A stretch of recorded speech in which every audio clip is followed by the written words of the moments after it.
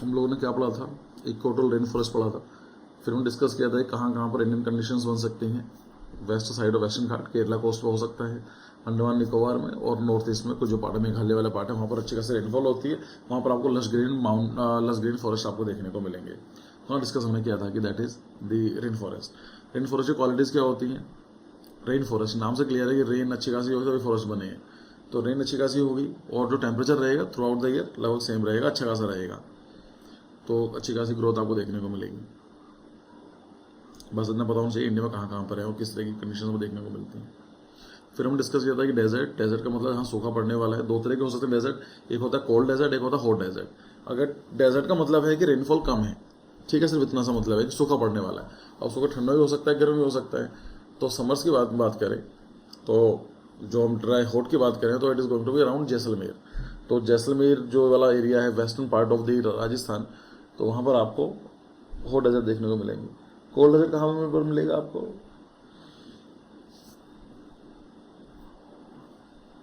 Cold desert देखने को मिलेगा आपको लद्दाख में। या अगर पूरे ओवरऑल बात करें तो it is going to be somewhere Tibetan part में, जहाँ पर ठंड पड़ती है। अगर आप वहाँ जाएंगे, लद्दाख जाएंगे, तो वहाँ पर रेनफॉल नहीं होती है, वहाँ भी डेजर्ट है, पर टेम्परेचर हाई नहीं जाता है। वो वाला पॉइंट है। तो कोल्ड डेजर्ट और हॉट डेजर्ट की बात करते हैं, ठीक है। यहाँ पर क्या देखने को मिलेगा डेजर्ट में कि इवेपोरेशन बहुत ज़्यादा होगी, प्रेसिपिटेशन बहुत कम होगी, सूखा पड़ता रहेगा, ठीक है। तो ये क्लियर हुआ कहाँ कहाँ पर दोनों को मिलेगा। अब बात करते हैं कि ग्रासलैंड क्या होते हैं। देख, ग्रासलैंड क्या हो, दो तरह के हो सकते हैं। एक होता है कि जैसे हॉट डेजर्ट है, कोल्ड डेजर्ट है, ऐसा ही ट्रॉपिकल है और ऐसे टेम्परेट है। ट्रॉपिकल में समझते हो ना ये सब चीज़ें, क्लासिफिकेशन ट्रॉपिकल टेम्परेट का मतलब क्या है? ये हमारी अर्थ है। तो जो ट्रॉपिक्स, क्या बनाया मैंने, देखने से लग भी नहीं रहा क्या अर्थ है। So this is equator, this is tropic of Cancer, tropic of Capricorn. This is called as a tropical और 66.5 नॉर्थ और 66.5 साउथ। तो जो ये वाला जो पार्ट है ये, उसको बोला जाता है टेम्परेट।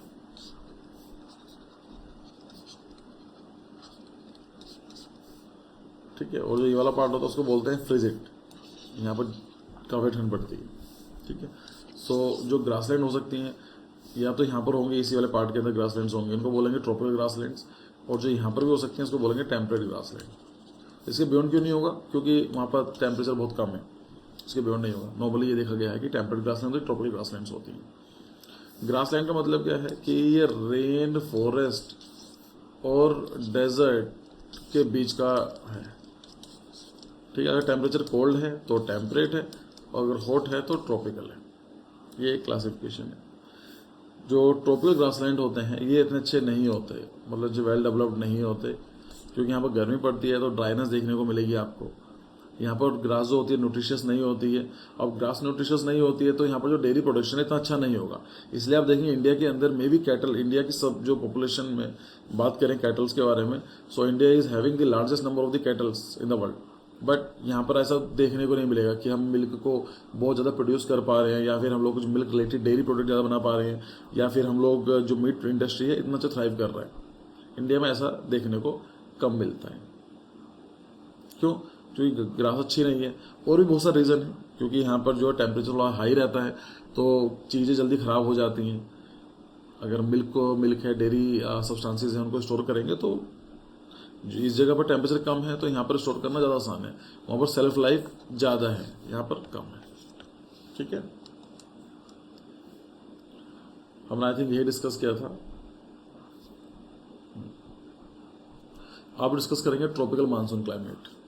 ट्रॉपिकल मानसून क्लाइमेट का मतलब ये है कि जो इंडिया का मानसून क्लाइमेट है, इंडिया के बारे में जो ओवरऑल, अब ठीक है कुछ पार्ट ऐसे हो सकते हैं कि उस पार्ट के अंदर इंडिया का क्लाइमेट ऐसा है, वेदर ऐसा है, बट जो ओवरऑल की बात करें तो हम बोल सकते हैं कि इंडिया का जो है ट्रॉपिकल मानसून क्लाइमेट है। ओवरऑल इंडिया की बात करें so tropical monsoon climate is found between the tropic of cancer and capricorn, तभी तो ट्रॉपिकल है। Influence by the movement of the inter tropical convergence zone, ITCZ बोलते हैं इसको, inter tropical convergence zone, ITCZ। It is characterized by the seasonal wind reversal but hot summers and concentrated heavy rainfall। देखो हुआ क्या करता था, पहली बार क्या हुआ इसको हम ऐसे समझते हैं आप लोग जानते हैं इंडिया एक अच्छी इकोनॉमी हुआ करता था इन द एंशिएंट टाइम, ऐसा कुछ था इंडिया। तो यहाँ पर क्या था कि जो यहाँ के जो मर्चेंट्स हुआ करते थे इस वाले यहाँ से इस पार्ट के, इनको इंडिया आने के लिए क्या करते थे, यहाँ शिप यहाँ पर बोट में बैठे। अब हम उस टाइम की बात कर रहे हैं लाइक मेडाइवल टाइम पीरियड में, एंशिएंट टाइम पीरियड में।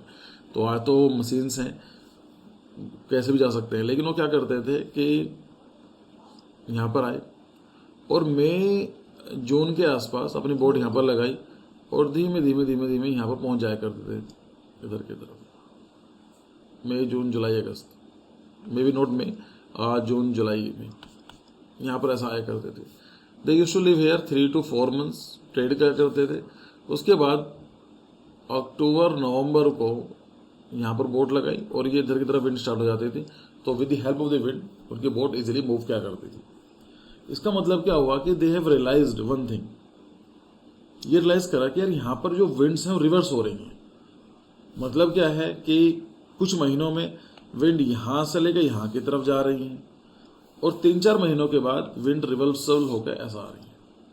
तो अगर मानसून क्लाइमेट के बारे में बात की जाए कि this is the one of the most important features monsoon climate में, कि जब भी क्वेश्चन आएगा तो लिख देना रिवर्सल ऑफ द विंड्स, कि विंड का रिवर्सल हो जाता है। अब उसके पीछे रीज़न क्या होते हैं वो कहो तो समझा देता हूँ मैं आपको, इतना ज़रूरी नहीं है, मतलब अच्छी बात आप समझ सकते हैं तो क्या बुराई है। यहाँ पर एक वर्ड आया है ITCZ, ये वैसे 6th क्लास के NCERT में है या 6th-7th क्लास में मिल जाएगा आपको, इतना कुछ है नहीं, लेकिन वो है कि हमने उस लेवल पर पढ़ी नहीं होगी तो थोड़ा सा ये है। देखो होता क्या है कि ये है इक्वेटर, अभी के लिए इतना समझ लीजिए। यहाँ से विंड इधर की तरफ आती है, ऐसा विंड मूव करती है।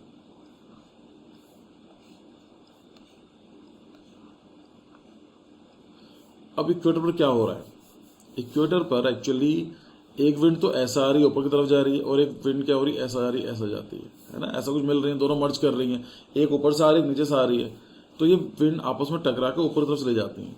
तो जो ये जोन होता है ये वाला, इस जोन को बोलते हैं ITCZ, inter tropical convergence zone. यहाँ पर क्या होता है, 2 तरह की विंड्स मर्ज होती हैं, मर्ज होने के बाद ऊपर की तरफ जाती हैं, ऐसा ऊपर चली जाती हैं और यहाँ बनाती है लो प्रेशर, और यानी कि तो यहाँ पर रेनफॉल होती है, इसको बोलते हैं ITCZ। अब हमने क्लास में डिस्कस किया था कि जो सन का मूवमेंट है ट्रॉपिक ऑफ कैंसर से लेके कैप्रिकॉर्न के बीच में होता है। फॉर एग्जांपल कुछ दिन पहले 21 जून था, तो सन कहाँ पर था, यहाँ पर था कहीं, सन जो था ट्रॉपिक ऑफ कैंसर पर था। अब क्या होगा, सन मूव करना स्टार्ट करेगा, नीचे की तरफ जाएगा, नीचे की तरफ आएगा एंड अल्टीमेटली 21 दिसंबर को कैप्रिकॉर्न में पहुंच जाएगा। ऐसे ही होता है। इसका मतलब क्या है, जब ये सन में मूव करता है तो जैसे सन मूव करता है तो जो ये वाली बेल्ट होती है, ये वाली बेल्ट ITCZ की जो बेल्ट होती है, ITCZ जो बेल्ट है ये भी मूव करती है। दिस ऑल्सो मूव्स, क्लियर हुआ कि जो ये वाली है ITCZ ये भी मूव करती है, ये ऊपर की तरफ जाएगी, नीचे की तरफ जाएगी अकॉर्डिंग टू द सन। आप थोड़ा सा समझने की कोशिश करते हैं। यहाँ पर अपना इंडिया मान लीजिए यहाँ पर लोकेटेड है, ऐसा बना लेते हैं दिस इज अवर इंडिया। अब सोचकर देखो कि ITCZ जो है अभी इस प्रेजेंट कंडीशन में यहाँ पर ही है, तो इंडिया में विंड कैसी आ रही है, ऊपर से नीचे की तरफ आ रही है ना, ऊपर से ऐसे की तरफ आ रही है। अपना इंडिया से मान लेते हैं, यहाँ तक पॉइंट क्लियर है। अब दूसरी कंडीशन में क्या होगा कि जब सन ऊपर की तरफ जाएगा तो जो ये वाली बेल्ट है ये ऊपर की तरफ जाएगी। लेट्स से कि ITCZ जो है अब ऐसे यहाँ पर शिफ्ट हो चुकी है, सो ITCZ इज शिफ्टिंग हियर। ये डिफरेंट कॉन्सेप्ट है, कोई सिखाएगा नहीं आपको, ये सिर्फ आपको सिंपल बता दिया जाता है क्लास में रिवर्सल ऑफ द विंड। पर क्वेश्चन में आना माइंड में आना चाहिए सर क्यों होती हैं भाई। चलो ठीक, क्रैश कोर्स की बात समझ में आती है, आपको यहाँ टाइम बचाना है, लेकिन स्कूल में कभी कोई आपसे बोलेगा, पूछना जरूर उनसे कि ऐसा क्यों होता है। अब क्या वो ITCZ जो है ITCZ शिफ्ट हो गई ऊपर। अब यहाँ पर देखो जब शिफ्ट हो गई है तो विंड कैसी होंगी, ऐसे ही होंगी इस तरह से। अब क्या होगा, जब ITCZ यहाँ जा रहा है तो विंड कैसे जाएंगी, यहाँ से चले जाएंगी, इधर की तरफ चली जाएगी। भाई विंड क्या है ना, ITCZ से ऐसे जाती हैं, ऐसे जाती हैं, नीचे से ऊपर आ रही है, ये ऊपर से नीचे आ रही है, अगर इंडिया यहाँ पर है तो ये वाले विंड काम करेंगे, अगर इंडिया यहाँ पहुंच चुका है मतलब बेल्ट ऊपर हो चुकी है तो ये वाले विंड काम करेंगी. So this is how the reversal of the wind happens in Indian सब कॉन्टिनेंट. अब अभी आप देखेंगे कि क्या चल रहा है. अभी ये मानसून सीजन है तो विंड क्या है यहाँ से ऐसे जा रहे हैं और यही रीज़न है कि अभी जो मानसून है जून में यहाँ पर है, 1 जून को केरला कोस्ट पर पहुँचता है. अब ये वाली बात की जा रही है कि 27 जून के आसपास ये दिल्ली तक पहुँच जाएगा, दिल्ली तक पहुँच जाएगी मानसून विंड्स. तो बच्चों कैसा पहुँचेगी मानसून विंड दिसंबर? जो टाइम लगता है ना यहाँ से, विंड यहाँ से लेकर आ रही है. So the winds are coming from the Arabian Sea. So monsoon में दो, थोड़ा सा बेटर बनाता हूँ आप लोगों के लिए. तो यहाँ से दो जाती हैं, आम जाती हैं. एक जाती है अरेबियन आम, अरेबियन सी आम, और दूसरी होती है बे ऑफ बंगाल आम. 1 जून को बोला जाता है कि it hits on the Kerala coast. 1-2 दिन ऊपर नीचे हो सकता है लेकिन जो स्टैंडर्ड 1 जून है. और दिल्ली में आते आते 28 जून को दिल्ली में पहुंच जाती है. तो धीमे धीमे ऐसे जाती है. एक विंड यहाँ जाएगी, ये जाएगी, इस तरह से अल्टीमेटली यहाँ दिल्ली में जाके हिट करने वाली हैं. अच्छा, जो रेनफॉल, जब मानसून अभी क्या हुआ है दिल्ली के अंदर, कल परसों रेनफॉल हुई है. बात ये आती है कि सर जब मानसून आया ही नहीं है तो रेनफॉल कैसा हुई है? मानसून के आने से पहले की जो रेनफॉल होती है उसको बोलते हैं प्री मानसून रेनफॉल. ज्यादा नहीं होती है, बस हल्की सी होती है. जब मानसून आ जाएगा तो बीच में कुछ ब्रेक ही मिलेगा आपको, 7 दिन, 10 दिन का, 15 दिन का, जहां पर there will be no rainfall. उसको बोलेंगे कि मानसून ब्रेक बोलते हैं उस फिनोमिना को. क्लियर? अभी क्या हो रहा है यहाँ पर? ऐसा चल रहा है. अब आप बोलेंगे ना ITCZ कहाँ पर है, क्यों? ITCZ बच्चों यहाँ पर कहीं होगी, अपने इधर की तरफ होगी ITCZ. तो विंड नीचे से ऊपर की तरफ आ रही है, ऐसा आ रही है, ऐसा आ रही है. फिर अभी क्या, क्यों? क्योंकि सन कहाँ पर है? यहाँ पर ट्रॉपिक ऑफ कैंसर पर है. सब कुछ रिलेटेड है, सब कुछ इंटरकनेक्टेड है. अगर पुरानी क्लासेस आपने देखी है तो you will be easy, like you can easily recall कि सन मूवमेंट करता है. तो 21 जून को सन बिल्कुल ट्रॉपिक ऑफ कैंसर पर था तो ITCZ ऊपर शिफ्ट हो गई है.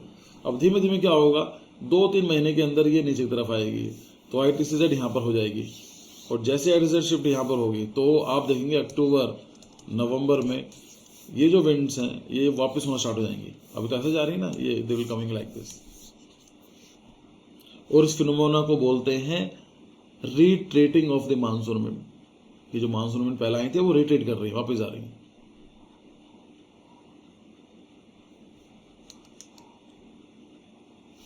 ठीक है. सो यहां पर चीजें याद रहेंगे आपको. मोमेंट ऑफ ITCZ अभी क्लियर हुआ.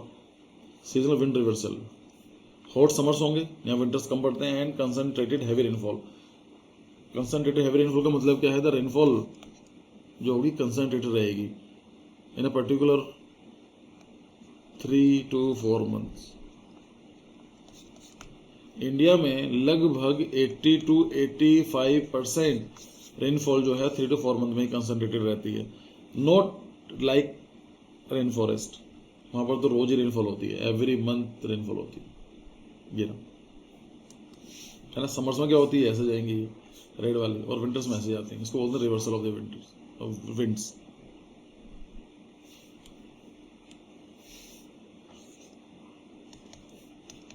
अभी लो प्रेशर हाई प्रेशर कैसा बनता है तो बहुत बड़ा हो जाएगा कि करने के लिए. मैंने वैसे, मुझे अगर आप पढ़ना चाहते हैं ना, एक मानसून के नाम पर एक वीडियो अवेलेबल है, अगर आप चाहो तो देख सकते हो, अगर आपका मन है तो. वैसे क्वेश्चन आया नहीं है नाटा में, लेकिन आना चाहिए कि मानसून कैसा काम करता है. सो एक वीडियो है ऑन दी आर्कजेनेसिस चैनल, सर्च करेंगे मानसून आर्कजेनेसिस तो आपको पूरी वीडियो मिल जाएगी. 1 घंटे की डिस्कशन है, उसमें एक बार आप देख लेंगे तो सब कुछ क्लियर हो जाएगा आपको. उससे अगर कोई भी क्वेश्चन है बाहर नहीं आएगा मानसून से कि लो प्रेशर कैसा बनता है, हाई प्रेशर कैसा बनता है. पर अभी क्लाइमेटोलॉजी का पार्ट है तो उसको इतना समझ लीजिए कि रिवर्सल होती है और क्यों होती है, बता दिया मैंने. तो समर में बात करें तो 30 डिग्री to 45 डिग्री टेम्परेचर पहुंचता है. अब मत बोलना कि सर 40 डिग्री पहुंच गया था, 55, वो एक्सट्रीम कंडीशंस हैं. ओवरऑल जो बात की जाए, जनरलाइज हम बात करते हैं, 45 के डिग्री मैक्सिमम पहुंचता है, 30 to 45 डिग्री रहता है. विंटर्स के अंदर 15 to 30 डिग्री सेंटीग्रेड रहता है. अब कुछ एरियाज हो सकते हैं कि जैसे अपने दिल्ली में टेम्परेचर कम जाता है, हिमाचल में जाएंगे, कश्मीर में जाएंगे तो टेम्परेचर उससे भी कम जाता है, ठीक है, वो पर्टिकुलर अलग एरिया से, बिकॉज ऑफ द ऑल्टीट्यूड। एक क्वेश्चन पूछा गया था कि जो इंडिया है अपना, इंडिया ऐसा कुछ है, ये है जो ट्रॉपिक ऑफ कैंसर यहाँ से पास होती है। तो अगर देखा जाए तो इंडिया का तो यहाँ ये वाला काफ़ी पार्ट तो इंडिया का यहाँ भी रहता है। मतलब ये क्या है, ट्रॉपिक ऑफ है ना, तो ये वाला पार्ट तो हो गया tropical area, but this is as a temperate, called as a temperate. तो इंडिया में टेम्परेट तो है, लेकिन टेम्परेट क्लाइमेट देखने को नहीं मिलता है कि 50% of India's land mass is located in temperate region, but most of the climate remain as a tropical climate. ऐसा क्यों? तो उसके पीछे रीजन ये है क्योंकि यहाँ पर माउंटेन्स हैं, हिमालयाज रेंजेस हैं, तो यहाँ से जो कोल्ड विंड्स आनी होती है साइबेरिया की तरफ से, वो नहीं आ पाती हैं। सो हिमालय जो है it stop the cold winds coming from the Siberia, and this is region overall temperature of our India remain quite high.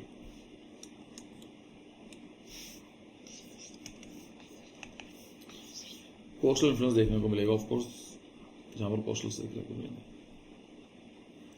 तो अगर हम बात करें कि एनुअल एवरेज रेनफॉल ये हो सकती है, किसी किसी एरिया में उससे ज़्यादा हो सकती है, ठीक है। अगर हम आपसे बात करें इंडिया की, तो ये मैप छोटा बना रखा है, इसमें पूरा कहाँ गया, अच्छा है ही नहीं इसमें। कंसंट्रेटेड रेनफॉल है, जो हम डिस्कस की 70% जो रेनफॉल है वो 2 या 3 महीने तक ही कंसंट्रेटेड रहती है। Over 70% of annual rainfall occurs during the summer monsoon season. अब सब मानसून सीजन स्टार्ट हो गया है, 2-4 दिन में स्टार्ट हो जाएगा। तो इवन अगर आप साउथ इंडिया से हैं, सेंट्रल इंडिया से हैं, तो वहाँ पर आपको इजीली मिल जाएगी।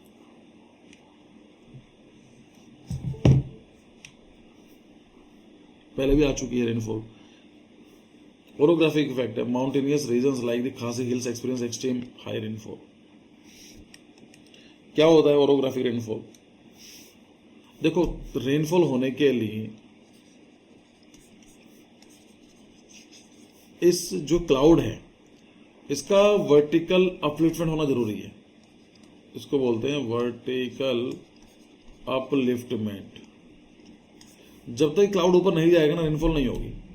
आप बोलेंगे सर मैं इसको हिला दूं ऐसा पकड़ के, इधर लेफ्ट राइट करूं, कुछ भी करते रहो, वर्टिकल अपलिफ्टमेंट नहीं होगा। अभी क्यों होता है उसको बोलते हैं टाइम होता है कि टेम्परेचर, उसको बोलते हैं लैप्स, टेम्परेचर लैप्स काम करता है वो वाला पॉइंट है। उसको समझा सकता हूँ मैं ऐसा क्यों होता है। इसको बोलते हैं कि moisture holding capacity, potential moisture कितना है वो कम हो जाता है बिकॉज ऑफ टेम्परेचर लो। मतलब क्या है कि यहाँ पर लेट्स से कि 1 kg वाटर है, 1 लीटर होगा ना, 1 लीटर वाटर होल्डिंग कैपेसिटी है इस क्लाउड की। जैसे हम ऊपर लेकर जाते हैं तो इसकी कैपेसिटी कम हो जाती है बिकॉज ऑफ कोल्ड टेम्परेचर। तो ये क्या काम करता है, लेट्स से कि 1 kg होल्ड कर पा रहा है, ऊपर जाएंगे तो ½ kg रह जाएगी उसकी। अब इसके पास है 1 kg, हाँ 1 लीटर है, और ऊपर जाएगा तो उसकी जो होल्डिंग कैपेसिटी है कम हो जाएगी। तो क्या करेगा, जो एक्सेस है वो गिरा देगा, and this is the reason की रेनफॉल होती है वर्टिकल अपलिफ्टमेंट में। अब वर्टिकल अपलिफ्टमेंट में जो रेनफॉल होती है, वर्टिकल अपलिफ्टमेंट आप कुछ भी कर सकते हैं। एक तरीका तो ये हो गया कि आपने क्लाउड पकड़ा और जाकर ऊपर छोड़ दिया, तब भी रेनफॉल हो जाएगी, लेकिन वो प्रैक्टिकल पॉसिबल है नहीं। तो उसमें क्या होता है नॉर्मली कि जहाँ पर माउंटेन्स हैं, अब है मान लीजिए माउंटेन है, तो यहाँ पर क्लाउड आया घूमता घामता यहाँ पर जाएगा, उसको फोर्सफुली ऊपर जाना पड़ेगा ना अगर क्रॉस करना चाहता है। अब जैसे ही क्रॉस करेगा तो यहाँ पर रेनफॉल होती है। इसीलिए हमने डिस्कस किया कि जो इंडिया की जो वेस्टर्न साइड है ये वाला, यहाँ पर क्या माउंटेन्स हैं, माउंटेन ऐसे हैं इस तरह से, इस तरीके से।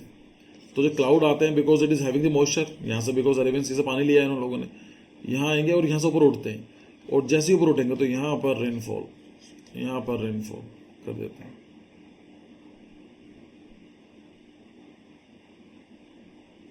So much rainfall will be there। और यहाँ पर इसलिए बोला जाता है western side of the western coast. क्यों वर्ड यूज किया था मैंने, western side of the western coast, क्योंकि यहाँ पर रेनफॉल होगी।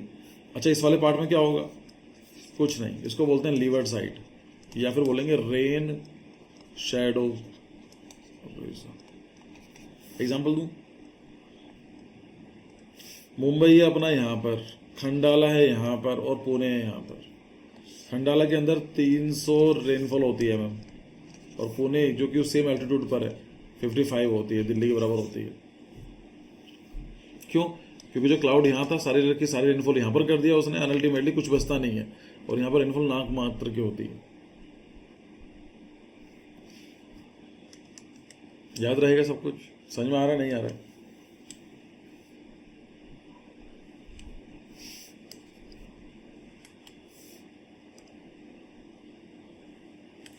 अगर अब सब बात की जाए मानसून सीजन की, तो यस, आपको हॉट ड्राई सीजन देखने को मिलता है, जो मार्च से लेकर जून तक था। अभी तक क्या चल रहा था?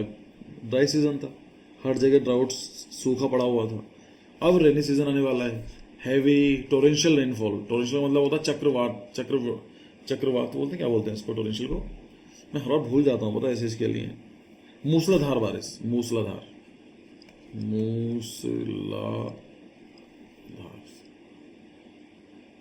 अभी मैं धनोल्टी गया था, तो लिटरली मैंने टोरेंशियल रेनफॉल देखी थी वहां पर। गाड़ी जो थी, गाड़ी के अंदर बैठे हो, गाड़ी पूरी एक्चुअली हिल रही थी बहुत ज्यादा, और कुछ दिखाई नहीं दे रहा था। It was so rainfall, heavy rainfall की कुछ दिखाई नहीं दे रहा था आगे मुझे हो क्या रहा है। कब होगा? जून से लेकर सितंबर तक चल रहेगा। फिर क्या हो, कोल्ड ड्राई सीजन आ जाएगा, अक्टूबर से लेकर फरवरी तक रहने वाला है। यही तो चलता है। तो यहाँ पर आपको डिस्टिंक्ट सीजन देखने को मिलेंगे। तो यहाँ पर डेसिडियस फॉरेस्ट देखने को मिलेगा, savanna grassland, evergreen rain forest.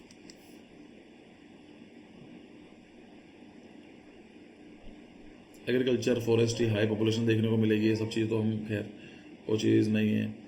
अगर हम बात करें कहाँ कहाँ पर आपको ये क्लाइमेट देखने को मिलेगा, तो इंडियन सब कॉन्टिनेंट में, इंडिया, बांग्लादेश, पाकिस्तान कुछ पार्ट, साउथ ईस्ट एशिया में देखने को मिलेगा, इंडो चाइना, थाईलैंड, वहाँ पर चाइनीज टाइप क्लाइमेट होता है, लेकिन ठीक है चलेगा। साउथर्न चाइना में आपको देखने को मिलेगा। अब इंडिया के अंदर रेनफॉल का भी देख लीजिए पैटर्न। इंडियन रेनफॉल, जो एवरेज है याद रखना कि अगर पूछा जाए कि इंडिया में एवरेज कितना है, तो 118 सेंटीमीटर है। देखो उसको याद रखो इस चीज के लिए। ये दिखाई दे रहा है आपको मैप?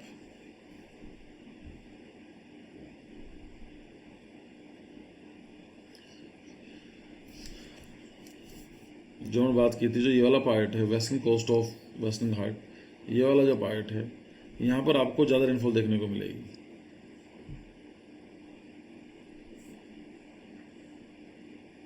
फिर आपको रेनफॉल देखिए, ये वाला जो पार्ट है, ये यहाँ पर रेनफॉल देखने को मिलेगी अच्छी खासी इस जगह। क्यों?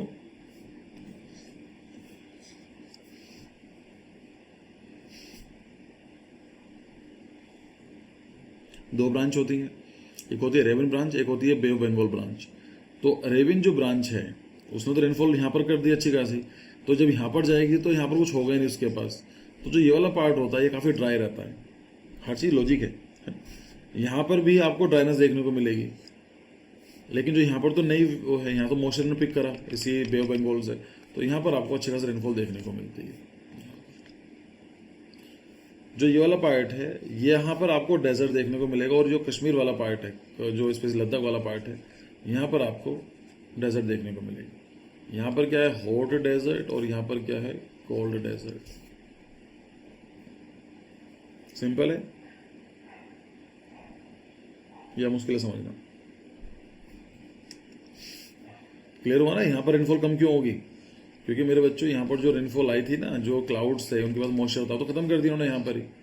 मतलब आपको सैलरी मिली और आपने स्टार्टिंग के 4-5 दिन में पूरी सैलरी खत्म कर दी, तो लास्ट के जो 15-20 दिन बचे हुए हैं उस क्या करोगे आप? कुछ नहीं, खाली बचाओगे। तो ऐसे ही हुआ इनके साथ। अच्छा, यहाँ पर क्यों है भाई? यहाँ पर तो विंड आ सकती थी, यहाँ पर ड्राई एरिया क्यों है? क्योंकि यहाँ पर अरावली रेंजेस हैं। अरावली रेंजेस मतलब ऐसा चलती है, माउंटेन रेंजेस ऐसा कुछ है इस तरह से। तो सोच कर देखो, जब अरावली रेंजेस ऐसी हैं इस तरह से, हमने क्या डिस्कस किया था कि रेनफॉल होने के लिए वर्टिकल अपलिफ्टमेंट इज नेसेसरी। बिना वर्टिकल अपलिफ्टमेंट के रेनफॉल होगी ही नहीं। अब वो कैसा हो सकती है, उसके कई सारे प्रोसेस हैं। एक तरीका जो मैंने बात की प्रैक्टिकली पॉसिबल नहीं है, आप पकड़ो गाड़ी में डालो उसको ऊपर छोड़ जाओ तो रेनफॉल हो जाएगी, बट आप कर नहीं सकते ऐसा। एक रीज़न ये हो सकता है। दूसरा क्या रीज़न है, दूसरा क्या मतलब लाइक ऑप्शन है, माउंटेन खड़ा कर दीजिए तो माउंटेन हो जाएगा तो वर्टिकल अपलिफ्टमेंट हो जाएगी, इसको बोलते हैं ओरोग्राफिक रेनफॉल। एक होता है फ्रंट डेवलप हो जाए कि कोल्ड फ्रंट है और वार्म फ्रंट है, तो जब दोनों इंटरेक्ट करते हैं फ्रंट तो वार्म फ्रंट ऊपर चला जाता है, कोल्ड फ्रंट नीचे रह जाता है, इसको बोलते हैं फ्रंटल रेनफॉल। एक तरीका होता है साइक्लोन एक्टिविटीज डेवलप हो जाए वहाँ पर। साइक्लोन क्या करता है, नीचे से पानी उठाता है ऊपर लेकर जाता है, तो विंड्स नीचे से ऊपर की तरफ चलती हैं, तो ये भी हो सकता है तरीका, उसको बोलते हैं साइक्लोन रेनफॉल। या फिर ऐसा हो सकता है टेम्परेचर गर्म हो जाएगा, जैसे इक्वेटर पर होता है। इक्वेटर के पास रोज रेनफॉल क्यों होती है, क्योंकि सुबह सन निकलता है 7-8 बजे सनराइज होता है, 10-11 बजे गर्म करना स्टार्ट करता है, 2-3 बजे तक अच्छा खासा गर्म करता है। तो 2-3 बजे तक जब होता है टेम्परेचर बहुत हाई हो जाता है। टेम्परेचर हाई से क्या होता है कि जो जो टेम्परेचर हाई होगा तो क्या होगा, विंड ऊपर की तरफ मूव करेंगे, तो जैसे विंड ऊपर की तरफ मूव करते हैं, जो क्लाउड जो मॉइस्चर पैकेज है वो भी ऊपर की तरफ मूव करता है, तो ऊपर की तरफ जाएगा तो रेनफॉल हो जाती है। Every day there will be a rainfall. इस तरह रेनफॉल को बोलते हैं कन्वेक्शनल रेनफॉल। अब यहाँ पर क्या हो रहा है कि जो राजस्थान वाला पार्ट है, राजस्थान जैसलमेर वाला पार्ट है, यहाँ पर जो आ तो रही है मॉइस्चर भी है, लेकिन इसको रोक नहीं रहा है, और जो एयर विंड्स होती हैं वो ऐसे आराम से पास हो जाती हैं, साइड से निकल जाती हैं। हाँ, अगर मान लीजिए ये इस तरह से होता है ना, जो अरावली रेंजेस हैं इस तरह से होती है, तो आप यहाँ देखते हैं ये पूरा का पूरा ग्रीन हो चुका होता है, जैसे ये वाला ग्रीन है ऐसे यहाँ पर भी होता है, लेकिन है नहीं। यहाँ पर क्यों अच्छी खासी रेनफॉल, इस वाले पार्ट के अंदर रेनफॉल क्यों अच्छी खासी, क्योंकि यहाँ पर हिमालयस माउंटेन रेंजेस हैं, ऊपर जा ही नहीं पाएगा, जाएगा जो जो बची हुई है तो अल्टीमेटली रेनफॉल करके जाएगा। क्लियर हुआ, ये कन्फ्यूजन है अभी कुछ। 118 याद रख लेना एवरेज है इंडिया की जो रेनफॉल।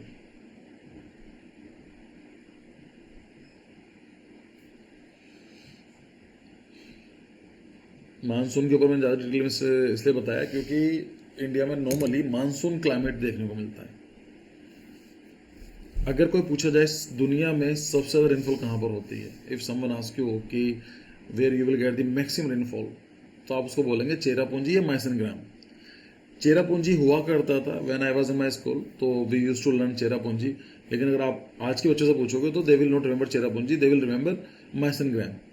बात ज़्यादा दूर नहीं है, पास पास में सिटीज़ हैं,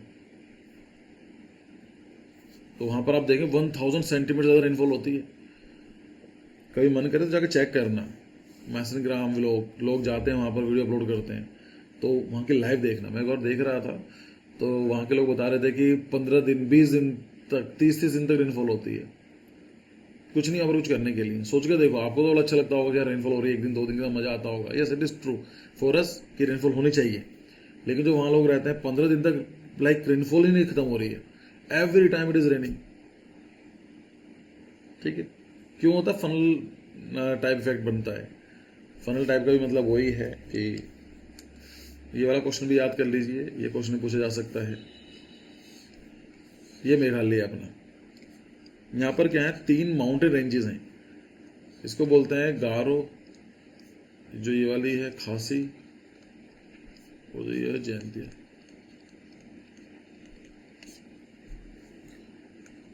गारो खासी जयंतिया।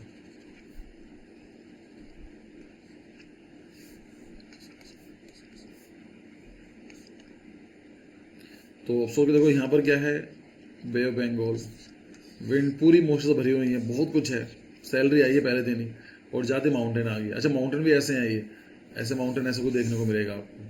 तो यहाँ जाते हैं, नीचे से काफ़ी छोटा है, ऊपर एक्सपेंड करते हैं, और यहाँ पर जाकर आपको रेनफॉल होती है। तो यहाँ पर एक विलेज है, उसका नाम मैसन ग्राम, बहुत ज़्यादा रेनफॉल आपको देखने को मिलेगी। ठीक है, इसको बोलते हैं funnelling effect.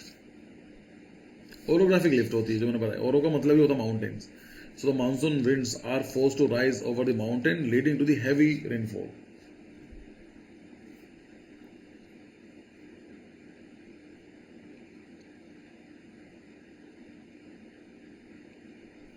Clear?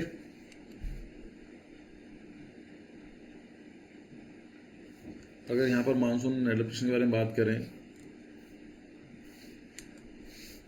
Deciduous trees देखने को मिलते हैं, मतलब क्या होते हैं, they shed they live during dry season to prevent transpiration loss.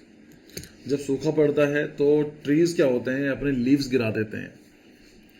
क्यों गिरा देते हैं? बिकॉज लीव्स गिरा देंगे तो सरफेस एरिया कम हो जाएगा, तो सरफेस एरिया कम होगा तो इवपोरेशन कम होगा।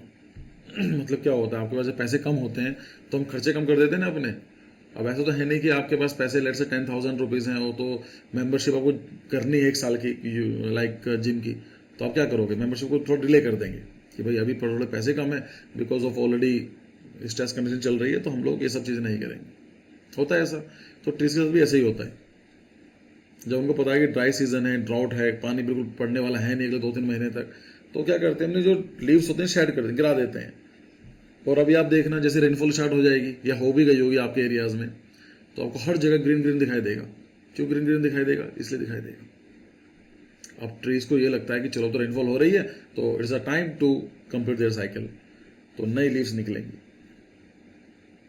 एवरग्रीन फॉरेस्ट में क्या हो रहा था, वहां पर पानी की प्रॉब्लम नहीं थी, तो वहां पर कोई परफेक्ट पर्टिकुलर कोई टाइम पीरियड नहीं था, जब मन कर रहे थे सब लोग जो वही चीज चल रही थी। लेकिन यहाँ पर एक क्या है, एक हार्श क्लाइमेट है, तो यहाँ पर हमें इसे देखने को मिलता है। वेस्टर्न देखने को मिलती है, इसमें बात की तो यहाँ पर आपको इंडिया के अंदर डेजर्ट भी देखने को मिलेगा, ग्रासलैंड देखने को मिलेंगी, रेन फॉरेस्ट भी देखने को मिलेंगे, हर चीज़ देखने को मिलेगी। So it is having the varied vegetation. But यहाँ पर वही चीज़ है कि यहाँ पर जो इंडिया में जो होती है एग्रीकल्चर, वो सब्सटेंस होता है, ऐसा नहीं होता है, बिजनेस टाइप का नहीं होता है। इवन आपको विलेज में जाएंगे तो यू विल सी कि फैमिलीज हैं, पूरी पूरी फैमिलीज अपने लैंड में काम करती हैं, एंड दे आर अर्निंग, इतना अर्न कर रही हैं कि बस अपना खर्च चला पा रही हैं। So they are not doing any marketing और they are not doing any surplus activities. Even यहाँ पर एक वर्ड चलता है, उसको बोलते हैं डिसगस्टिंग एम्प्लॉयमेंट। नाम सुना है आपने इसका, डिसगस्टिंग एम्प्लॉयमेंट का? क्या मतलब होता है एम्प्लॉयमेंट? आज हम बात करते हैं इंडिया के अंदर एम्प्लॉयमेंट नहीं है, लोगों के पास पैसे, मतलब कुछ जॉब ही नहीं है करने के लिए। यहाँ पर एक वर्ड आता है डिसगस्टिंग एम्प्लॉयमेंट। इसका मतलब क्या है, ऐसा समझ लीजिए कि एक फैक्ट्री है और फैक्ट्री में 10 लोग काम कर रहे हैं, और फैक्ट्री हो सकती है एग्रीकल्चर लैंड में जहाँ चलता है, लेकिन कुछ भी एग्जांपल ले सकते हैं। तो 10 लोग काम कर रहे हैं। अब और मान लीजिए 10 में से आपने एक आदमी को हटा दिया, you remove 1 person from that factory, but the production remain the same. मतलब एक लैंड हुआ करता था, लैंड में एक फैमिली के 5 मेंबर काम करते थे, उन 5 मेंबर में से आपने एक मेंबर हटा भी दिया, लेकिन सारा का सारा काम सेम चल रहा है। There is no difference in productivity as such, या आउटपुट में कोई डिफरेंस नहीं है। इसका मतलब क्या है कि जो 5वां मेंबर था, या जो फैक्ट्री की बात करें जो 10वां मेंबर था, उसको लग तो रहा था कि एम्प्लॉयड है, पर उसका कॉन्ट्रीब्यूशन कुछ नहीं है, इसलिए बोलते हैं उसको डिसगस्टिंग एम्प्लॉयमेंट।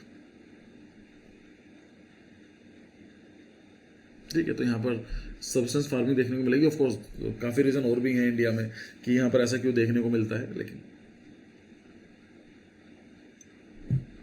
रीज़न और क्या क्या है इंडिया में। एक तो क्या है, हाई पॉपुलेशन ज़्यादा है तो लैंड पर कैपिटा बहुत कम हो जाती है। एक छोटे से लैंड में क्या ट्रैक्टर चलाओगे, क्या मैकेनाइज करोगे। फिर क्या होता है कि लैक ऑफ अवेयरनेस, लोगों को जानकारी नहीं है। Traditional method of the agriculture, आज भी ऐसा ही काम चल रहा है, 100-200 साल उनके पापा मम्मी दादा करते थे, वही काम चल रहा है, कुछ नया कुछ नहीं है। Note adaptation of the new development, unscientific pattern use किया जा रहा है, एक ही खेती कर रहे हैं, कुछ ज़्यादा कुछ खास है नहीं करने के लिए।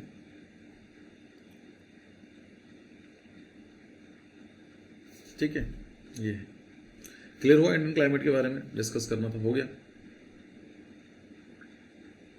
यहां पर आता है British type of climate.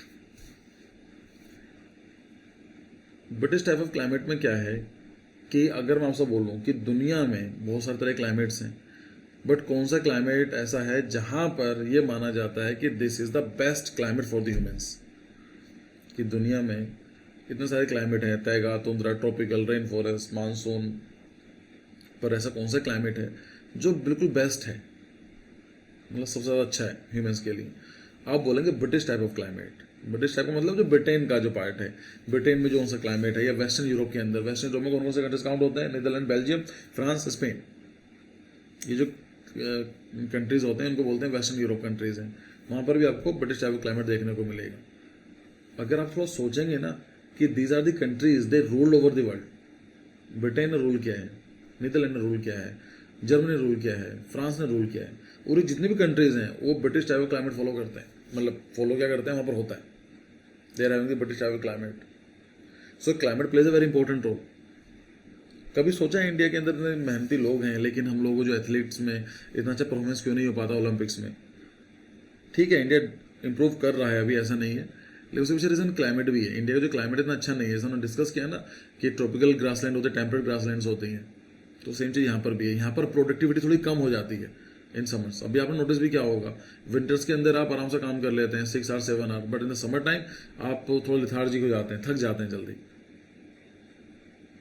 So British type climate is characterise by the moderate summer, warm summers.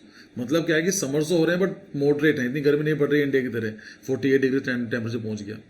And mild winters, winters ऐसे नहीं है बहुत ज़्यादा ठंड पड़ रही है, लाइक ऐसा नहीं है कि इंडिया की तरह बात करें तो इंडिया विंटर्स में क्या होता है, स्नोफॉल हो रही है, बहुत ठंड पड़ जाती है, ऐसा नहीं है।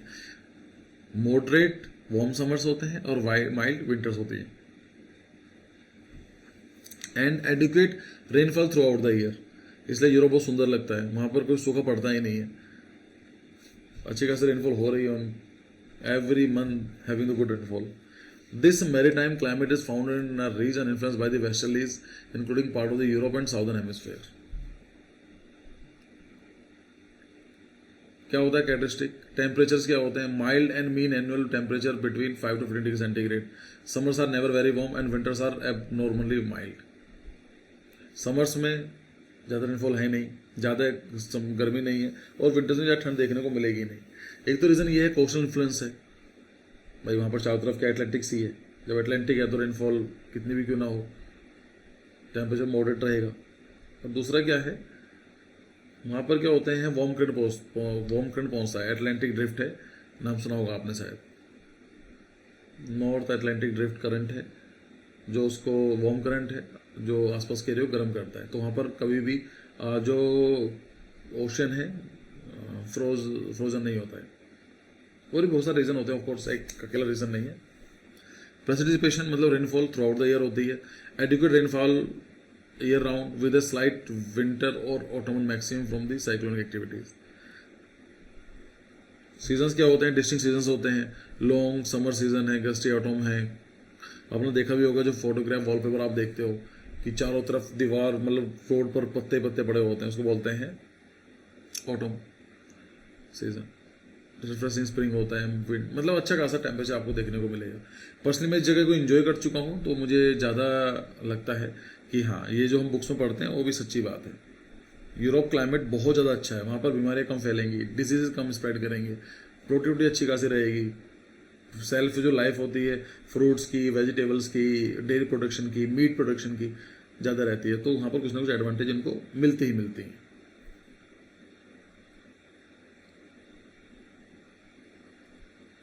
So natural vegetation is deciduous, hardwood forest, teak like oak, elm, ash and beech. Trees shed their leaves in autumn to protect against warm winter snow and frost. अब अच्छा यहाँ पर क्या होता है, ये ऑटम में अपने ट्रीज जो हैं इनके लीव्स को शेड कर देते हैं, गिरा देते हैं। अपने इंडिया में क्या चल रहा था, समर्स में चल रहा था, क्योंकि हार्श क्लाइमेट यहाँ पर है। वहाँ पर क्या हो रहा है, स्नोफॉल होगी तो विंटर्स में होगी, तो विंटर्स में उनके लिए जो वहाँ के जो ट्रीज हैं उनके लिए विंटर्स प्रॉब्लम है, तो विंटर्स के स्टार्टिंग में गिरा देते हैं। इंडिया में क्या होता है, यहाँ पर समर्स में गिराते हैं। कॉमर्शियल वैल्यू ज़्यादा है, डिसिडियस जो फॉरेस्ट है have a great lumbering value, मतलब जो ट्रीज को काटे जाते हैं for the furniture and all this thing, wood are useful for the fuel industries. यहाँ पर मार्केट गार्डनिंग होती है। मार्केट गार्डनिंग का मतलब क्या होता है, ऐसी गार्डनिंग, ऐसे जो वेजिटेबल्स उगाना जो मार्केट के लिए जरूरी है। या यहाँ पर एक वर्ड चलता है, उसको बोलते हैं ट्रक फार्मिंग। ट्रक फार्मिंग का मतलब क्या होता है कि देखो होता क्या है, जैसे यहाँ पर एग्जांपल लेते हैं, दिस इज दिल्ली। अब दिल्ली की तो लैंड बहुत महंगी है आसपास, तो यहाँ पर तो हम वेजिटेशन या नहीं उगा सकते हैं, यहाँ पर क्या हॉर्टिकल्चर कर नहीं सकते हैं। तो नॉर्मली क्या होता है, इसके आसपास जो एरियाज होते हैं थोड़ी सस्ती ज़मीन मिल जाती है दिल्ली के आसपास, वहाँ पर हॉर्टिकल्चर किया जाता है, और हॉर्टिकल्चर को ट्रक में भरकर मेन सिटी से पहुँचाया जाता है, इसलिए इसको बोलते हैं ट्रक फार्मिंग। ठीक है, मार्केट गार्डनिंग है। Intensive cultivation of the perishable goods, perishable का मतलब जो खराब हो जाएंगे जल्दी, जैसे वेजिटेबल है, आज अगर आपने हार्वेस्ट किया तो 2-4 दिन में खराब हो जाएंगे, पेरिशेबल आइटम है। अब ऐसा नहीं है कि आप उनको रोक कर बैठे रहेंगे 1 महीना, नहीं। तो जैसे ही आपने हार्वेस्ट किया तो आपको मार्केट भेजना पड़ेगा। So perishable crop like vegetable and fruits for the urban market. Mix farming देखने को मिलेगी आपको, combination of the arable and the pastoral farming, wheat, barley, cattle, sheep. तो वहाँ पर एग्रीकल्चर भी किया जाता है और कैटल रेयरिंग भी की जाती है। डेयरी फार्मिंग देखने को मिलेगी। Ideal climate for the intensive dairy production, specially like New Zealand या स्विट्जरलैंड। चीज़ नाम सुना होगा आपने, स्विट्जरलैंड की चीज़ बहुत फेमस है, इसलिए है।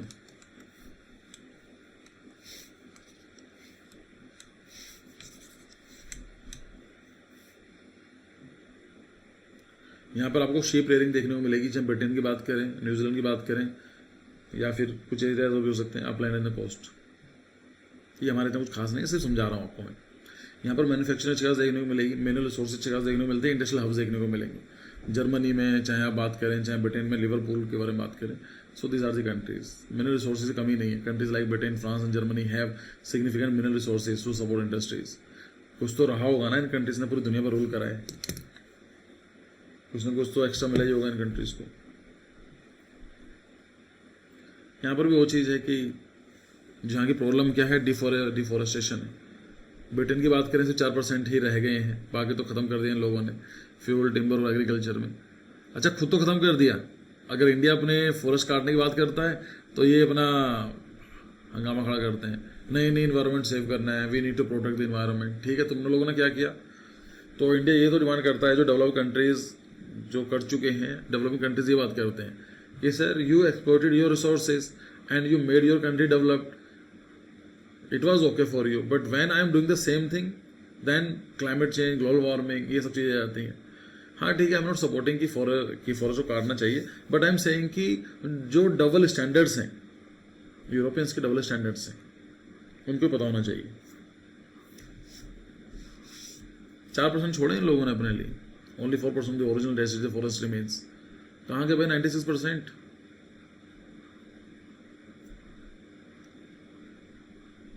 मुझे जो लगते हैं ना, सबसे खराब जो लगता है मुझे, ये कंट्री के लोगों की मेंटलिटी लगती है। ये लोग फर्स्ट ऑफ ऑल अपने जैसे कंट्री को समझते नहीं है। इनको लगता है कि ये तो अभी कंट्रीज हैं, लाइक गरीब कंट्री है, गरीबी वाला देश है। और ये नहीं पता गरीबी वाला क्यों है, क्योंकि आप लोगों ने बनाया है। अगर आप अफ्रीकन को जाकर देखें, अफ्रीकन कॉन्टिनेंट को, जितनी भी कंट्रीज की प्रॉब्लम है, इन्हें खुद ही कभी रही नहीं है। कभी भी अफ्रीका की जो प्रॉब्लम्स हैं कभी थी ही नहीं। It was all introduced by the Britishers और द फ्रेंच और the other colonial powers. Country आप पढ़ोगे कि before coming the Europeans in African continent there was no civil war, there was no problem with the different tribal societies. सब आराम से जी रहे थे, मजे कर रहे थे। यूरोपियंस आए, लड़ाई करा दी। इंडिया में देखो, इंडियन पाकिस्तान का जो केस है, इंडिया पाकिस्तान में क्या लड़ाई थी? कुछ भी नहीं थी ना। पहले तो इंडिया का पार्टी था, सब लोग आराम से रहते थे, नो डिवीजन एट ऑल। आज के टाइम पे क्या होता है, वहाँ से आतंकवादी भेजे जाते हैं, इंडिया उनको मारकर फिर वापस भेजता है, वापस के ऊपर ही भेज देता है यहाँ से। लेकिन सोच के तो कितने रिसोर्सेज वेस्ट किए जाते हैं। पाकिस्तान वाले भी रिसोर्स वेस्ट कर रहे हैं, इंडिया वाले भी रिसोर्स वेस्ट कर रहे हैं। पाकिस्तान को सप्लाई कौन कर रहा है? यूएसए। इंडिया को सप्लाई कौन कर रहा है? यूएसए। कि लड़ाई करो, गन्स हमसे ले लो।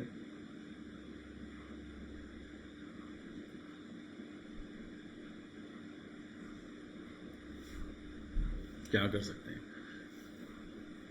बस छोटे कंट्रीज है ना, हम जैसे कंट्रीज इसी काम में लगे रहते हैं। आप सोच कर देखो कि यूरोप में there is no border at all. मतलब यूरोप के अंदर कितनी कंट्रीज हैं? 28 है, कितनी कंट्रीज? 27 कंट्रीज हैं I guess. There is no border between the countries. अगर आप नीदरलैंड से जर्मनी जाना चाहते हैं तो you can easily cross. India में अगर आप जाना चाहते पाकिस्तान तो आपको वीजा चाहिए, 1000 चीजें चाहिए। वो इतने समझदार हैं, they are so developed, they are so intelligent कि उनको पता है कि there is no use of wasting resources over the border management. कोई कंट्री लड़ाई करना नहीं चाहता है, बट यहाँ के जो पॉलिटिशियंस हैं इनको अपने फायदे के लिए काम करते हैं। अगर जो रिसोर्सेज इंडिया वेस्ट करता है ना अपने इक्विपमेंट्स के ऊपर, या पूरी दुनिया की बात करें, जितनी दुनिया खर्च करती है वेपन्स को लेने में, खरीदने में, उन पैसों को कितनी जगह सही यूज किया जा सकता था। चलो पैसे छोड़ो, कितने लोग मारे जाते हैं इस चीज में। अच्छा वहां देखो अमेरिका के अंदर और नीचे मैक्सिको है, कुछ खास बॉर्डर नहीं है, ऊपर कनाडा, कोई दिक्कत ही नहीं है। ब्रिटेन तो बैठे ही आइलैंड पर है, उसको तो वैसे कोई फर्क नहीं पड़ता। ठीक है, सो यहाँ पर डिफोरेस्टेशन की प्रॉब्लम है, लंबरिंग की है, और अडेप्टेशन चल रहा है। खैर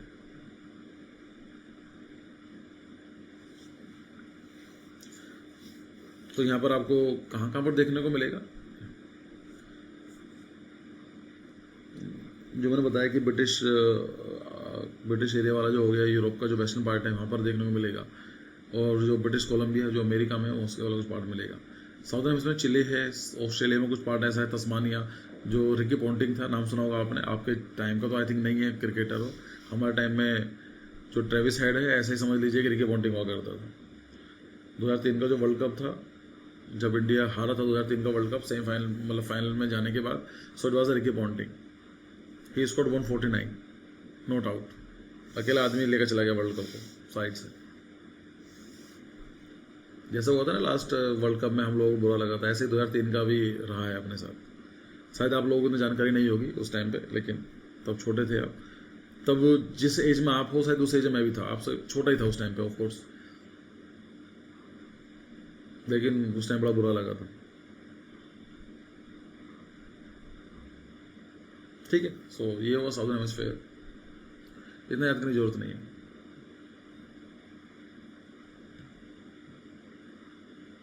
ये हमारा कुछ काम नहीं है। खैर ज़्यादा टाइम नहीं लूँगा, I will take just 15-20 minutes more और हो जाएगा। फिर आता है तैगा क्लाइमेट, या उसको बोलते हैं कोनिफेरस फॉरेस्ट एंड लंबरिंग। इसमें कुछ नहीं होता, एक्सट्रीम क्लाइमेट होती है, -40 डिग्री सेंटीग्रेड तक टेम्परेचर जा सकता है, प्रेसिपिटेशन बहुत कम होती है, और वेजिटेशन तो है ही नहीं भाई, ठंड भी पड़ रही है और पानी भी नहीं है, तो क्या हो, कुछ भी नहीं होगा। यूनिफॉर्म ग्रोथ है, कोनिफेरस ट्रीज होते हैं, एवरग्रीन एडेप्टेशन है, स्पार्स अंडर ग्रोथ है, कुछ खास है नहीं। यहाँ पर हंटिंग वगैरह की जाती है, ट्रैपिंग हो गया, लंबरिंग हो गया, लिमिटेड एग्रीकल्चर है। एग्रीकल्चर लिमिटेड क्यों है? Because there is no direct sunlight, there is no warm temperature, there is no rainfall, extreme cold winters and poor soil.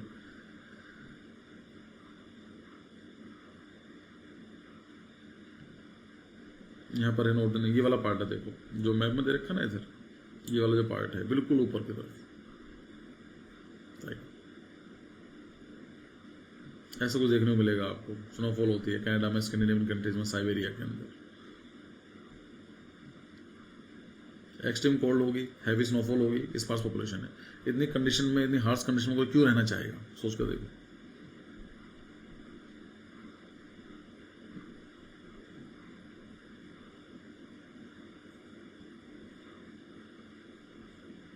कुछ खास नहीं है, इसलिए मैं इसको बस हल्का सा बता रहा हूँ। पोलर क्लाइमेट के बारे में बात करें तो पोलर मतलब पोल्स में जो होते हैं तो फ्रीजिंग टेम्परेचर है, उसके ऊपर भी एक टेम्परेचर है जो कि आर्कटिक सर्कल में देखने को मिलेगा, अंटार्कटिका में देखने को मिलेगा, फ्रीजिंग टेम्परेचर है। Polar climates are characterised by the extreme cold temperature often below freezing year round, limited precipitation है, जो भी होती है वो स्नोफॉल की तरह से होती है। शॉर्ट ग्रोइंग सीजन मतलब क्या है कि 12 महीने में से 2 या 3 महीने ऐसे मिलते हैं जो थोड़ा बहुत टेम्परेचर ठीक ठाक हो जाता होगा, वो भी इतना अच्छा नहीं होगा कि सोच रहे हैं आप, बस सोचिए कि 2-3 महीने मिलते हैं तो वहाँ पर कोई वेजिटेशन हो नहीं पाती है, और जो प्लांट्स हैं उनके उससे 2-3 महीने होते हैं टू कंप्लीट द साइकिल, इसलिए वहाँ पर मोसेस एंड लिचन्स देखने को मिलेंगे, डॉर्फ श्रब्स देखने को मिलेंगे, समर ब्लूम्स देखने को मिलते हैं। सो है ना, लिचन्स का नाम सुना होगा आपने, काई वगैरह टाइप की चीज़ें होती हैं। So tundra is dominated by the low-growing mosses, lichens and sedges that can tolerate the harsh conditions. Dwarf shrub है तो स्टंटेड, मतलब श्रब्स भी मिलेंगे लेकिन छोटे मोटे मिलेंगे। Stunted slow growing dwarf shrubs like willow and birch also manage to eke out an existence. Summer bloom मतलब 2-3 महीने का थोड़ी सी गर्मी सी आती है, उस टाइम पर जो प्लांट्स होते हैं वहाँ के जो ट्रीज हैं साइकिल का कंप्लीट करते हैं। In the brief summer months the tundra comes alive with colorful arctic flowers that blooms and back quickly। वहाँ पर भी चलता है कि हंटिंग और गैदरिंग होती है, रेंडर हार्डिंग होती है, सेटलमेंट इंडस्ट्री क्या, modern settlement industries have emerged in polar region taking advantage of the mineral resources. वहाँ पर अच्छी बात क्या है कि मिनरल रिसोर्सेज देखने को मिल रहे हैं, तो मिनरल का मतलब क्या है कि there mineral resources are there, so ultimately वहाँ पर इंडस्ट्रीज वगैरह लगेगी, इंडस्ट्री लगेंगे तो पैसे आएंगे, पैसे आएंगे तो वहाँ पर डेवलपमेंट देखने को मिलेगी। ऐसा कुछ देखने को मिलता है जो ब्लूम वाली बात करते हैं, समर्स में ऐसा कुछ हो जाता है। थ्रेड आप जानते हैं कि क्लाइमेट चेंज है हो रहा है, रिसोर्स एक्सट्रैक्शन है। क्लाइमेट चेंज को डिस्कस नहीं कर रहा हूँ बिकॉज यू नो कि क्लाइमेट चेंज का मतलब क्या है। रिसोर्स एक्सट्रैक्शन है, ये एक रियलिटी है, हार्श रियलिटी है कि दुनिया में जहाँ पर भी नेचुरल रिसोर्सेज हैं वहाँ का डेवलपमेंट कभी नहीं होता है। आप देखो अपना ईस्ट इंडिया, मतलब eastern part of India, Chhattisgarh, Jharkhand, ये वाला पार्ट देखो, वहाँ पर कितने रिसोर्सेज हैं, अच्छे खासे रिसोर्सेज हैं, पर सबसे गरीब पॉपुलेशन भी आपको वहाँ पर देखने को मिलेगी। और इसी वजह से नक्सलिज्म फैलता है। नक्सलिज्म क्या होता है? नक्सलाइट। एक गांव हुआ करता था बंगाल में, उसको बोलते थे नक्सलवाड़ी, और वहाँ पर ये आइडियोलॉजी स्प्रेड आउट की। मतलब माओ था एक चाइना का, उसकी आइडियोलॉजी इंडिया में, नक्सलवाड़ी एक गांव था वहाँ से स्प्रेड आउट हुई, इसलिए बोलते हैं नक्सलाइट, वहाँ से वर्ड फेमस हो गया नक्सलिज्म, नक्सलाइट। नक्सलवाड़ी गांव हुआ करता था इंडिया का, आज भी है।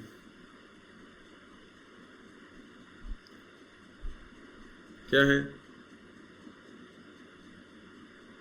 जब उनको नक्सलिज्म कैसा काम करता है? नक्सलिज्म ये काम करता है, ये सुन के देखो सिंपल सी वाली बात है, मैं उनको सपोर्ट नहीं कर रहा हूँ, लेकिन अगर आप उनके तो समझेंगे ना तो समझेंगे कि हाँ उनसे तो एक्सप्लोटेशन हुआ है, गलत तो हुआ ही है। उनकी लैंड है, आज से तो नहीं है, सदियों से उनकी लैंड रही है, उनके पूरी ग्रैंडफादर ग्रैंड की लैंड रही है। वहाँ पर इंडस्ट्रीज वगैरह बनाई गई, माइनिंग की गई, एक्सट्रैक्ट किया गया नेचुरल रिसोर्सेज, उनको पहले ज़मीन से निकाला गया, ज़मीन से निकालने के बाद जो रिसोर्सेज एक्सट्रैक्ट किए गए उसका जो बेनिफिट है वो बाहरी कंपनी उठा रही है। Like a person coming from Mumbai और person coming from Delhi is the owner of an industry located in Chhattisgarh, and this industries is exploiting the resources of their land and nothing is given to that population। आज भी गरीब है। अच्छा लड़ाई कैसे करें वे? जो वहाँ का ब्यूरोक्रेसी है, वहाँ की जो पुलिस है वो भी इनके अगेंस्ट होती है, गरीब लोग हैं, वो जाते भी हैं, कोई सुनता नहीं है, क्या करेंगे ultimately? So they left with only one option, fight against the government. तो इसलिए क्या करते हैं, गवर्नमेंट में कभी ट्रस्ट नहीं होता उनको। ऐसा नहीं गवर्नमेंट कुछ करना नहीं चाहती है, लेकिन कहीं ना कहीं गलती गवर्नमेंट से भी हुई है। ऐसे यहाँ पर एक चीज देखने को मिलती है, नेचुरल रिसोर्सेज तो यहाँ पर इतना डेवलपमेंट होना चाहिए, उनको नहीं मिलता है। बाहरी कंपनी आती है, सब काम कर रही हैं। और यहाँ पर एक इशू चलता है इन्वेजिव स्पीसीज का। इन्वेजिव स्पीसीज का मतलब क्या है? Warming temperature allow non native species to encroach जो tundra out competing native flora and fauna. समझते हैं इन्वेजिव स्पीसीज क्या है? देखिए ऐसा समझिए कि एग्जांपल देता हूँ, live example, actually real life example है। आपने नाम सुना ऑस्ट्रेलिया का? वहाँ की लोकल ट्राइब रहती थी, उनका नाम था इंडियंस, और मावरीज ऑफ मावरी हो गए, या फिर मावरी वर्ड चलता है वहाँ पर, एक और चलता है, मतलब मान लीजिए वहाँ की लोकल ट्राइबल पॉपुलेशन रहती थी। यूरोपियंस आए, यूरोपियंस आने के बाद वहाँ की लोकल पॉपुलेशन को लिमिट कर दिया इन लोगों ने। मैंने बताया ना, यूरोपियंस के लिए आप जितना समझो दुनिया की सारी प्रॉब्लम यूरोपियंस की देन है, जो आज फालतू बकवास करते हैं ये लोग कि क्लाइमेट चेंज, ह्यूमन राइट्स। भाई तुम लोग बात कर रहे हो ह्यूमन राइट्स की, जाकर पढ़ो अपनी हिस्ट्री, क्या क्या करा तुम लोगों ने। You are talking about the human right and what about the slave trades. आप लोगों ने इंसानों को इंसान नहीं समझा। चलो ठीक है कि एक्सपोर्ट करना अलग चीज है, but you don't consider humans as a humans. आपके सुप्रीम कोर्ट ने क्या बोला अमेरिका के, कि जो ब्लैक हैं they are not humans and so they can't have the human rights. ये वर्डिक्ट्स हैं उनकी, जाकर पढ़ो तब पता चलेगा आपको। और आज ये बड़ाव करते हैं कि we are the protector of the human rights. Sir murder हुआ, जितनी प्रॉब्लम है दुनिया की 99% आप लोगों के साथ दी हुई है। इंडिया की प्रॉब्लम देख लीजिए, आज सब यूरोपियन की वजह से है। ब्यूरोक्रेसी, आज हम लोग बोलते हैं कि ब्यूरोक्रेसी बेकार इंडिया की, कौन लेकर है ब्यूरोक्रेसी? ब्रिटिशर्स। इंडिया पाकिस्तान का इशू ब्रिटिशर्स, इंडिया और हिंदू मुस्लिम का इशू ब्रिटिशर्स। 1857 से पहले कोई भी चीज नहीं थी। It was 1857 revolt of 1857 the Britishers realized कि yes we have to do something, divide and rule. जानबूझ के वहां से प्रॉब्लम क्रिएट करी इन लोगों ने।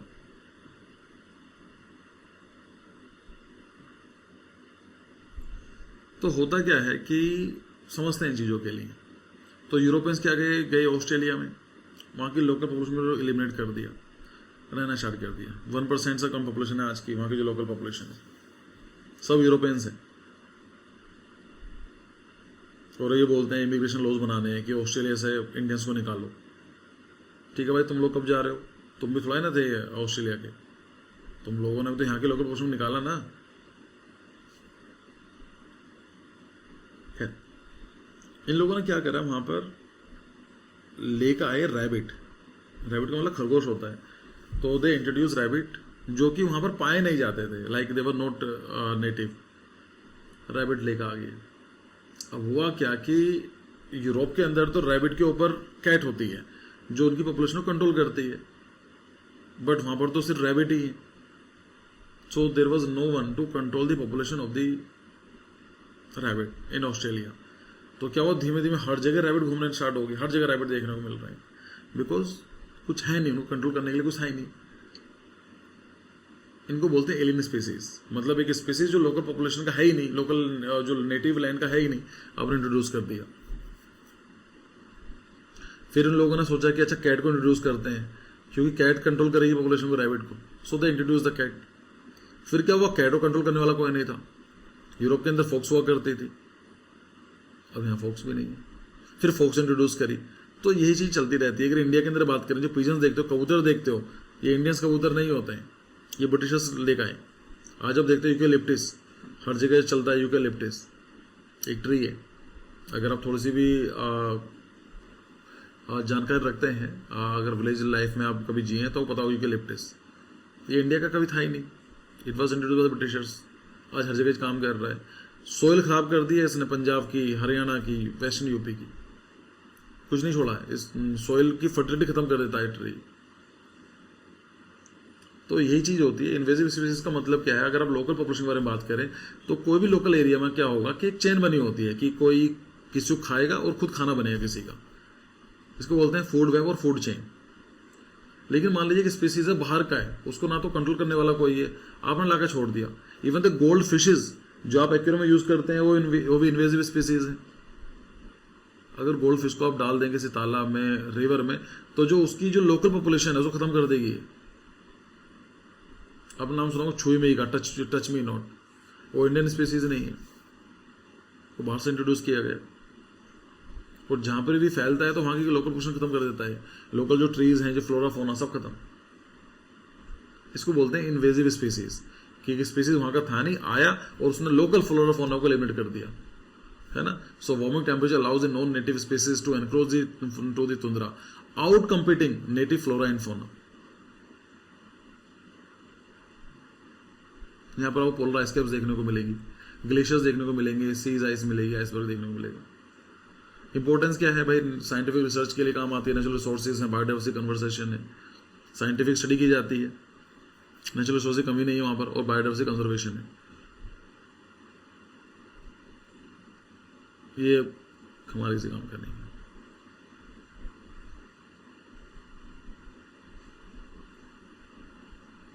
लास्ट 5-7 मिनट में और लूंगा आपके, एक बार डिस्कस कर लेते हैं इंडिया के हिसाब से भी, कि इंडिया में वैसे हमने आपको बताया है कि इंडियन क्लाइमेट को डिस्कस किया है मैंने।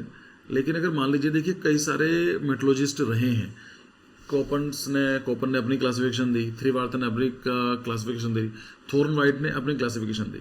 लेकिन दुनिया में जाता तो चलता कोपन क्लासिफिकेशन हम लोग एक्सेप्ट कर लेते हैं। यहाँ पर बोला जाता ट्रॉपिकल मानसून क्लाइमेट है, जो मैं डिस्कस किया, इंडिया के अंदर मेजरली ट्रॉपिकल मानसून है। So this climate is characterized by the high temperatures and distinct wet seasons and heavy rainfall. Summers are hot, winters are relatively dry. तो आप देखेंगे समर्स में गर्मी होती है, विंटर्स में रेनफॉल कम होती है। डिस्ट्रीब्यूशन पर बात करें, most of India including the western coastal areas, northern plain, north eastern states experience tropical monsoon climate. जैसे मुंबई, कोलकाता, दिल्ली के अंदर भी हम आपको देखने को मिलेगा। ट्रॉपिकल सवाना क्लाइमेट क्या होता है, मतलब ट्रॉपिकल ग्रासलैंड की बात चल रही है। ग्रासलैंड याद रखो, मैंने पहले बहुत बेसिक चीज समझाई आपको। So the climate has distinct wet and dry season. Summers are hot and wet while winters are dry and cooler. Summers में क्या होता है, गर्मी होती है और रेनफॉल भी होती है समर्स में। जैसा अभी का टेम्परेचर है, समर से रेनफॉल होने वाली है, पर विंटर्स में क्या ड्राई एंड कूलर होंगे। डिस्ट्रीब्यूशन क्या है, regions of India that experience the tropical savanna climate such part of the central peninsula India. Hyderabad और चेन्नई में आपको देखने को मिलेगा थोड़ा सा पार्ट। ह्यूमिड क्लाइमेट क्या है, सब ट्रॉपिकल ह्यूमिड क्लाइमेट। मतलब क्या है कि ह्यूमिड कोस्टल रीजन है, summers are hot, the winters are mild, rainfall is well distributed throughout the year. कौन कौन से distribution found in north eastern region of the country as well as the western coastal like Maharashtra, Gujarat, Goa. यार simple सा मतलब क्या है, सब tropical humid climate. Humid कहाँ पर मिलेगा, जो कोस्टल एरिया के पास है।